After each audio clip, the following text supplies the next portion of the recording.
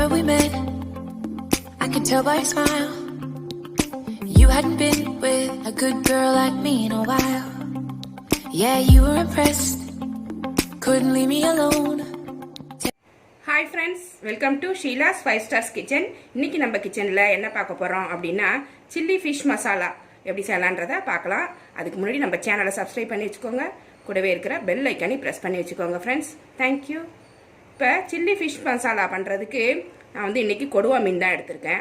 1/2 kilo எடுத்துர்க்கேன். இந்த மாதிரி முள் இல்லாத மீனா எடுத்துக்கோங்க. வஞ்சர மீன்ல செஞ்சீங்கன்னா ரொம்ப நல்லா இருக்கும். சூர மீன் நல்லா இருக்கும், ஐல நல்லா இருக்கும். அந்த முள் இல்லாத மீனா சில்லி ஃபிஷ் மசாலாவுக்கு யூஸ் பண்ணிங்கன்னா ரொம்ப நல்லாயிருக்கும். இதுக்கு தேவையான மசாலா பொருள்லாம் என்னென்னு பார்த்தீங்கன்னா, பெரிய வெங்காயம் 4 வெங்காயம் கட் பண்ணி வச்சுருக்கேன். இந்த அளவுக்கு இருந்தால் கரெக்டாக இருக்கும். 1/2 கிலோ மீனுக்கு இவ்வளோ வெங்காயம் தேவைப்படும். 4 தக்காளி சின்ன சின்னதாக கட் பண்ணி வச்சுருக்கேன். 5 பச்சை மிளகா இந்த மாதிரி 2ஆக ஸ்ப்ளிட் பண்ணி கட் பண்ணி வச்சுருக்கேன். இஞ்சி சின்ன சின்னதாக கட் பண்ணி வச்சுருக்கேன். ஒரு 2 இன்ச் அளவுக்கு இஞ்சி எடுத்து குட்டி குட்டியாக கட் பண்ணி வச்சுருக்கேன். ஒரு பூண்டு உரிச்சிருக்கேன். ஒரு ஃபுல் பூண்டு, ஒரு பல்பு மாதிரி இருக்கும் இல்லைங்களா, ஒரு பூண்டு ஃபுல்லாக உரிச்சிட்டு இந்த மாதிரி ரவுண்டாக கட் பண்ணி வச்சுருக்கேன். இந்த மாதிரி கட் பண்ணி எடுத்து வச்சுக்கோங்க. தனி மிளகாத்தூள் எடுத்துருக்கேன். தனி மிளகாத்தூளும் மல்லித்தூளும் எடுத்து வச்சுருக்கேன். இதுதான் இதுக்கு தேவையானது. இது இல்லாமல் மஞ்சப்பொடி, உப்பு, நம்மளுக்கு தேவைக்கேற்ப எண்ணெய். இது எப்படி செய்யலான்னு வாங்க பார்க்கலாம். ஒரு வானலில் ஒரு 1/2 கரண்டி எண்ணெய் ஊற்றி சூடு பண்ணியிருக்கேன். அது நல்லா சூடாயிருச்சு. இப்போ கட் பண்ணி வச்சுருக்கிற வெங்காயத்தை அதில் சேர்த்துடலாம்.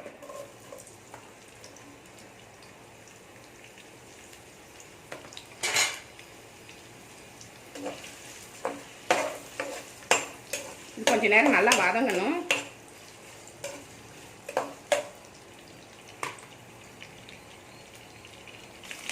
வெங்காயம் பாதி வதங்கிருச்சு. இப்போ இஞ்சியும் பூண்டையும் அது கூட சேர்த்துடலாம். பச்சை மிளகாவும் சேர்த்துடலாம். எல்லாமே சேர்ந்தே வதங்கினா ஈஸியாக இருக்கும் நம்மளுக்கு.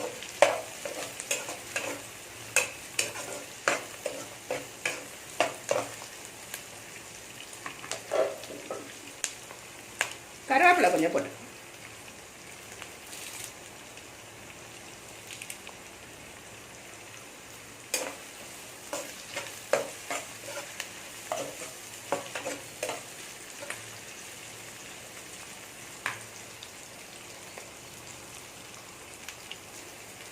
வெங்காயம் பச்சை மிளகாலாம் நல்லா வதங்கிருச்சு. கடைசியாக தக்காளியும் சேர்த்துடலாம். வெங்காயம் வதங்கிறதுக்கு முன்னாடி தக்காளி போட்டிங்கன்னா வெங்காயம் வந்து சரியாக வதங்காது. அதனால் அது வதங்கினதுக்கப்புறம் தக்காளியை சேர்க்கணும்.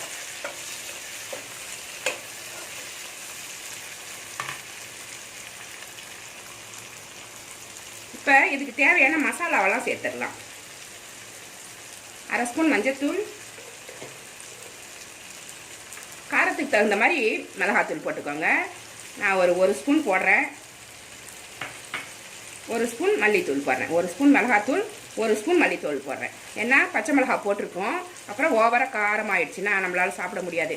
வேணா எல்லாமே கலந்துட்டு சாப்பிட்டு பார்த்துட்டு பத்தலைன்னா போட்டுக்கோங்க. உப்பு தேவையான அளவு போட்டுக்கலாம். ஒரு 1/2 ஸ்பூன் போடுறேன் நான். உங்களுக்கு தேவையான மாதிரி நீங்கள் போட்டுக்கணும். உங்களுக்கு பார்க்கும்போது தான் தெரியும் உப்பு அளவெல்லாம். நம்ம சொல்கிறத அப்படியே போட்டிங்கன்னு வச்சுக்கோங்க, உங்களோட குவான்டிட்டி என்ன நம்ம கண்ணு பார்க்கும்போது தான் தெரியும். உங்களுக்கு உப்பு காரம்லாம் கரெக்டாக இருக்கான்னு நம்ம பார்ப்போம், டேஸ்ட் பண்ணி பார்ப்போம். அதனால தான் உப்பு காரம்லாம் உங்களுக்கு தேவையானபடி போட்டுக்குங்க அப்படின்னு நாங்கள் சொல்கிறது.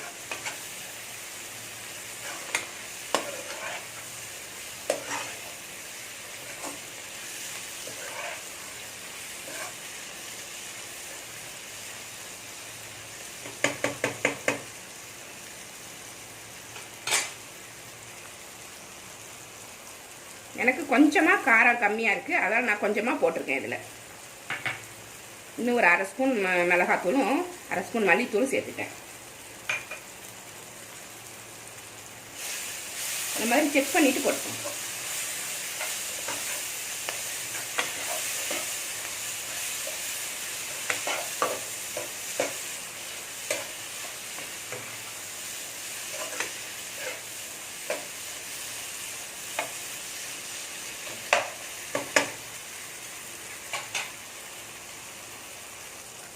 தக்காளியில் நல்லா வதங்கிருச்சு. இப்போ கொஞ்சமாக தண்ணி சேர்த்துக்கலாம். அதில் அதிகமாக வேண்டாம், கொஞ்சமாக சேர்த்து. ஒரு 1/4 டம்ளர் சேர்த்துருக்கேன் நான். பார்த்தீங்கன்னா உங்களுக்கு அளவு தெரியும். ஒரு கிரேவி, ஒரு திக்கு கிரேவி மாதிரி ஆகிடும். நல்லா கலந்து விட்டுட்டு மீனை வந்து இதில் போட்டுற வேண்டியதுதான். மீனை இதில் அப்படியே அழகாக வச்சு விட்டு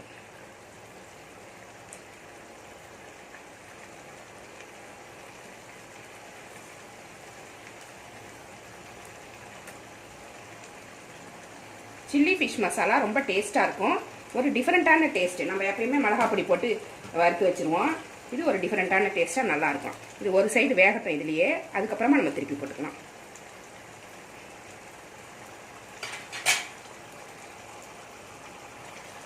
இதை ஒரு மூடி போட்டு மூடிடலாம். கொஞ்சம் வெந்ததுக்கப்புறம் திருப்பி போட்டுக்கலாம். அடி பிடிக்காமல் பார்த்துக்கணும். ரொம்ப ஹையில் வச்சு தீயை விட்டுறக்கூடாது. மீடியம்லேயே வச்சுக்கலாம்.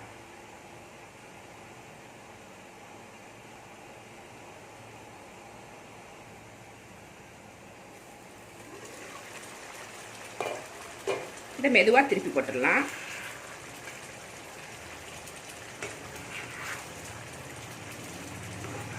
கொஞ்சம் அகலமான வானெல்லாம் எடுத்துக்கிட்டிங்கன்னா மீன் உடையாமல் இருக்கும்.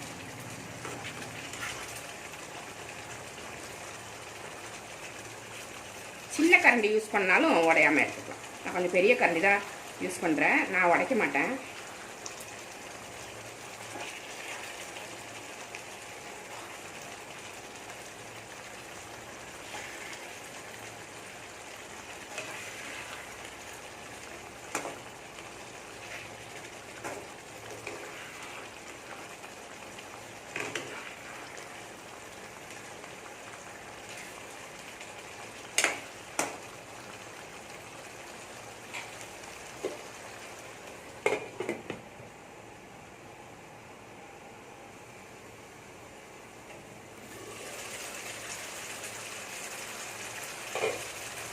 ஒரு எலுமிச்சை பழம் புழிஞ்சி சாறு புழிஞ்சி எடுத்து வச்சுருக்கேன். ஒன்று போதும், நிறைய போட வேண்டாம், ரொம்ப புளிப்பாயிடும்.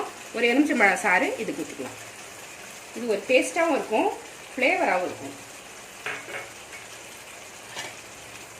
கொஞ்சம் நல்லா மீடியமில் வச்சுட்டு இது பண்ணணும். இப்போ ரொம்ப வெந்துருச்சு மீன். இந்த கிரேவி வந்து சுண்டி வரணும். தண்ணியாக இருக்குது பார்த்தீங்களா, அது கொஞ்சம் கிரேவி வந்து கெட்டி ஆகணும், அவ்வளோதான்.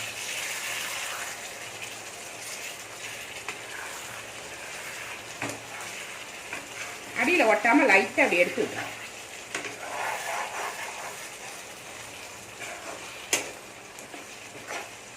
கொஞ்ச நேரம் ஓப்பன்லேயே இது வேகணும். அப்போ தான் சீக்கிரமாக அந்த தண்ணியெல்லாம் சுண்டி வரும். மூடிக்கிட்டே இருந்தீங்கன்னா டக்குன்னு தண்ணி சுண்டாது. திறந்துட்டிங்கன்னா ஆவி வெளியில் போயிட்டு டக்குன்னு கிரேவி கெட்டியாக போயிடும்.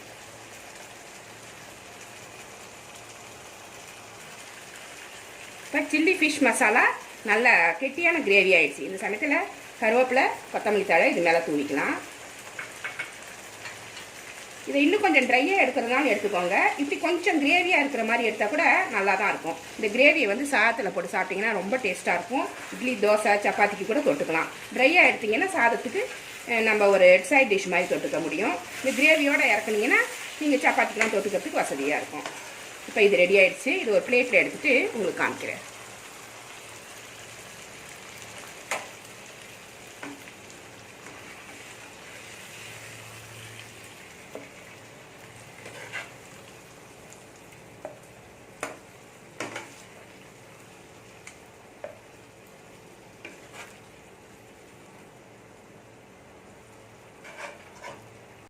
சுவையான சில்லி ஃபிஷ் மசாலா சூப்பராக ரெடி ஆகிடுச்சு. இது மாதிரி நீங்களும் உங்கள் வீட்டில் செஞ்சு பாருங்கள். இந்த ரெசிபி பிடிச்சிருந்தா நம்ம சேனலை சப்ஸ்கிரைப் பண்ணிக்கோங்க. கூடவே இருக்கிற பெல் ஐக்கானே ப்ரெஸ் பண்ணிக்கோங்க. இவ்வளோ நேரம் என்னோடய வீடியோவை பார்த்தா எல்லாருக்குமே நன்றி. Thank you friends.